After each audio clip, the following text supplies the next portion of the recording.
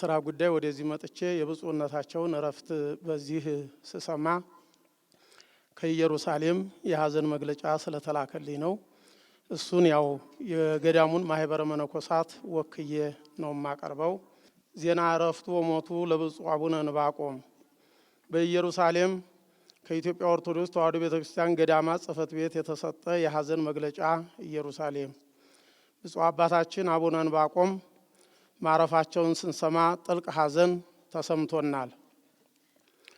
ብፁዕ አቡነ ዕንባቆም ከጥቅምት 12 ቀን 2007 ዓመተ ምህረት ጀምሮ በቅድስት ሀገር ኢየሩሳሌም ሊቀ ጳጳስ ሆነው ከተመደቡበት ጊዜ ጀምሮ ከገዳሙ ማህበረ መነኮሳትና መነኮሳያት ጋር ከ10 ዓመታት በላይ ሲኖሩ ፍጹም አባታዊ ፍቅር፣ ትዕግስት፣ ትህትናን በተላበሰ መልኩ የመሩን ሲሆን በቆይታቸው ጊዜ ደግሞ ከሰራቸው አበይት ተግባራት መካከል በገዳሙ ሲታሰቡ የሚኖሩትን እንገልጻለን።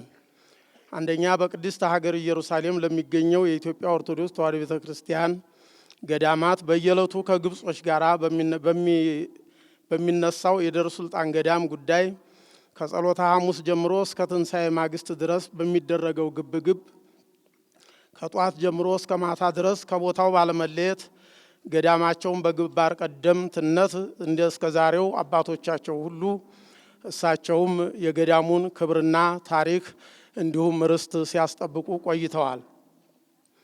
ሁለተኛ፣ በመንበረ ጵጵስናው አጠገብ በምዕራፍ 8 የሚገኘውን ታሪካዊ ህንፃ በጥንት የገዳሙ ቤት ሲሆን በጆርዳን መንግስት ጊዜ ግን በቁልፍ ተይዞ ለብዙ ዘመናት ገዳሙ ርስቱን አጥቶት የቆየ ሲሆን በኋላ ግን በብዙ ገንዘብ ቁልፉ ተገዝቶ እንደገና እድሳት ተደርጎለት ለዚህ አገልግሎት እንዲበቃ አድርገዋል። ሶስተኛ፣ በደብረ ገነት ቅድስት ኪዳነ ምሕረት ገዳም ለመጀመሪያ ጊዜ ከ6,600,000 የእስራኤል ብር ወይንም ሸኬል ወጪ በማድረግ ታሪካዊቷ የደብረ ገነት ቅድስት ኪዳነ ምሕረት ገዳም እንድትታደስ አድርገዋል። አራተኛ፣ ሽፍቲ እስራኤል በሚባለው ቦታ የንግስት ጣይቱ መታሰቢያ ህንፃ በሳቸው ኃላፊነት ቀደም ሲል ለ70 ዓመት ያህል በእስራኤል ሀገር የሚገኝ አንድ ሬዲዮ ጣቢያ በኃላፊነት ይዞት ትንሽ ኪራይ እየሰጠን ይኖር ነበረ፣ ከጆርዳን መንግስት የጀመረ ማለት ነው። በኋላ ግን እነዚህ ሬዲዮ ጣቢያ ሲጠቀሙበት የነበሩት ሰዎች ለሌላ አካል አሳልፈው ሊሰጡ በተለይም ለእስራኤል የመከላከያ ሚኒስቴር ሊሰጡብን በነበረ ጊዜ በኩለ ሌሊት ብፁዕነታቸውን ይዘን ቁልፉ ተሰብሮ ቦታውን ይዘን ፖሊስ ጋራ ግብግብ በመግጠም ከዛም በኋላ ፍርድ ቤት በመሄድ አሸንፈን ቦታው ሙሉ ለሙሉ ዛሬ ርስትነቱ የኢትዮጵያ እንዲሆን የብፁዕነታቸው ጥረት መሆኑ ግልጽ ነው። አምስተኛ፣ በምስካበ ቅዱሳን አቡነ ተክለ ሃይማኖት ገዳም የቀብር ቦታችን ነው። በግርማዊ ቀዳማዊ አፄ ኃይለ ሥላሴ ተገዝቶ የተሰጠ ብቸኛ ኢትዮጵያውያን መቃብራቸው እሱ ነው። በዚህ ቦታ መቃብሩ ስለጠበበና ስላነሰ ወደ 112 ፉካ አሰርተው ለአገልግሎት አውለው ዛሬም ምእመናኑም እኛም መነኮሳቱ እየተጠቀምንበት እንገኛለን።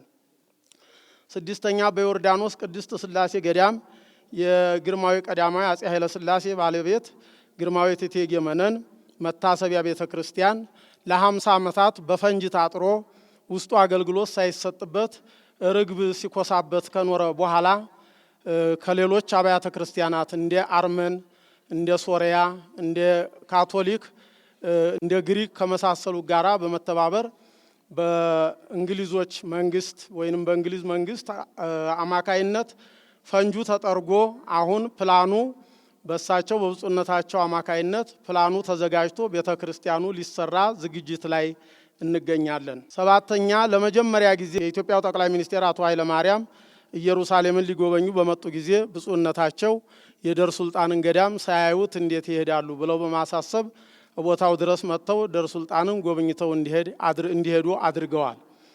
እንግዲህ ብፁዕነታቸው ከገዳሙና ከማህበሩ አንድነት ሲያደርጉት የቆዩት ጥረት እስከ መቼውም ድረስ በማህበሩ ልቦናና በእያንዳንዳችን ልቦና ሲታወስ የሚኖር መሆኑ ብፁዕ አባታችን እረፍታቸው እጅግ ያሳዘነንና ማህበረ ገዳሙን በጣም ያስደነገጠ ነበረ።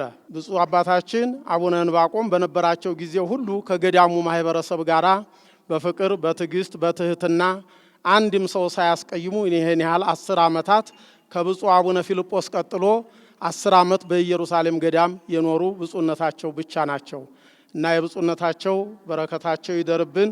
ብፁዕ አቡነ ናትናኤል በኢትዮጵያ ኦርቶዶክስ ተዋሕዶ ቤተክርስቲያን የኢየሩሳሌም ገዳማት ሊቀ ጳጳስና የቅዱስ ሲኖዶስ አባል፣ የኢየሩሳሌም ገዳማት ማህበር መነኮሳትና መነኮሳያት ጥር 18 ቀን 2020 ዓመተ ምህረት